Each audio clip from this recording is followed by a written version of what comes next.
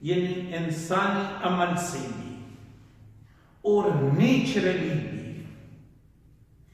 Naturally कैसे? जब गरज चमक के साथ बारिश होती है तो एयर के नाइट्रोजन और ऑक्सीजन आपस में मिलके NO2 बना लेते हैं।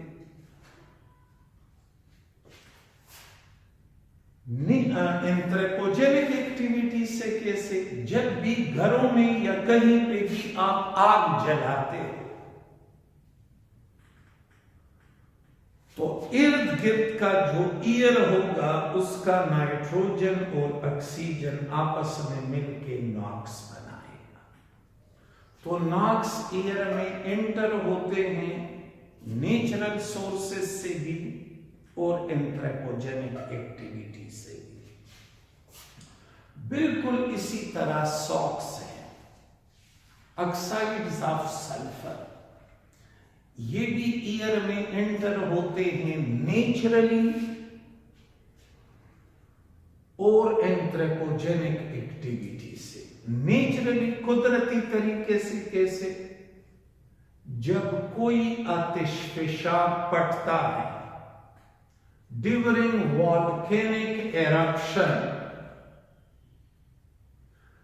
तो जमीन के अंदर सल्फर पाया जाता है और वो सल्फर एयर के ऑक्सीजन के साथ ऑक्सीडाइज होके SO2 और SO3 बना। अब वोल्केनिक एरप्शन यानी आतिशफशा का फट जाना, ये एक नेचुरल प्रोसेस है, हमारे इख्तियार में है नहीं। तो नेचुरली एयर में SO2 और SO3 मिक्स हो गए। अच्छा, एंथ्रोपोजेनिक एक्टिविटी से ये कैसे एयर में एंटर होते हैं? जब कोल को जलाते हैं ड्यूरिंग कोल कंबस्टन,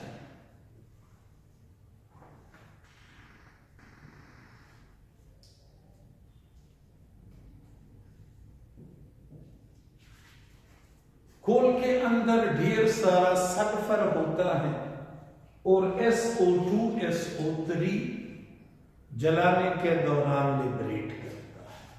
ओजोन O3, ये ओजोन अल्लाह की रहमत है, बशर्त ये स्ट्रेटोस्फेयर में मौजूद हो, यानी हमसे दूर हो, और फिर ये अल्लाह का अजाब बन जाता है जब ये ट्रोपोस्फेयर में आ जाए, हमारे करीब आ जाए। क्यों? क्योंकि अगर ऊपर हो तो ये हमारी पहुंच से तो दूर है, ये UV रेडिएशन को नीचे आने नहीं देता, ऊपर भेज देता है। लेकिन अगर हमारे करीब हो तो ये है बहुत ज्यादा रिएक्टिव, फिर ये हमें खाता है। बीइंग वेरी रिएक्टिव, हमारे स्किन के साथ, हमारे बालों के साथ, कपड़ों के साथ रिएक्शन करता है और उसे खत्म करवा देते हैं। तो ओजोन की मिसाल आप यूं ले ले जैसे कि शेर, टाइगर, लायन अगर जंगल में हो तो ये जंगल की खूबसूरती है, जंगल का बादशाह कहलाता है। लेकिन वही शेर अगर शहर आ जाए,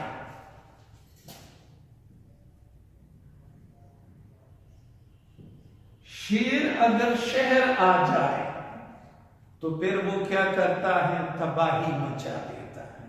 तो बिल्कुल इसी तरह ओजोन है। ओजोन हमसे दूर हो तो हमारे लिए फायदेमंद, लेकिन हमारे करीब हो तो फिर ये हमारे लिए नुकसानदेह। हाइड्रोकार्बन्स खुद खतरनाक नहीं है, लेकिन ये फोटोकेमिकल स्मोक का बाइस बनते हैं। फोटोकेमिकल स्मोक, ये भी अगला एक टॉपिक है यही चीज, तो वहां इसका डिटेल पढ़ेंगे कि व्हाट इज फोटोकेमिकल स्मोक। तो हाइड्रोकार्बन ये सेकेंडरी पॉल्यूटेंट है, ये भी खुद खतरनाक नहीं है, लेकिन इसके नतीजे में ये पर्टिकुलर स्मोक बनता है। Particulate matter, fine dust particle in air. अच्छा, ये हाइड्रोकार्बन्स ये नेचुरली भी और एंथ्रोपोजेनिक एक्टिविटी से, दोनों से ये एयर में एंटर होते हैं। Particulate matter, fine dust particles, fine dust particles in air are called particulate matters. इसमें आर्सेनिक ऑक्साइड भी हो सकता है। फाइन डस्ट पार्टिकल एयर में कैसे एंटर होते हैं? नेचुरली भी और एंथ्रोपोजेनिक एक्टिविटी से भी।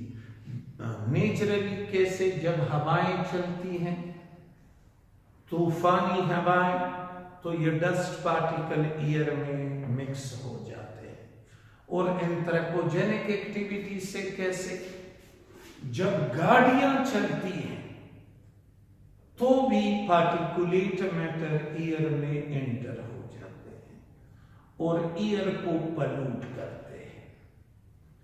तो ये सारे केमिकल्स मिलके एयर को नाकाबिले इस्तेमाल बना देते हैं।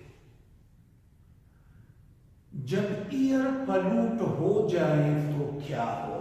What will happen when air get polluted with these chemicals? जब इन केमिकल से एयर पॉल्यूट हो जाए तो इसके होलनाक खतरनाक नताइज निकलने। What are the consequences of air pollution? Air pollution के कंसेक्वेंसेस इंशाल्लाह हम नेक्स्ट लेक्चर में डिस्कस करेंगे।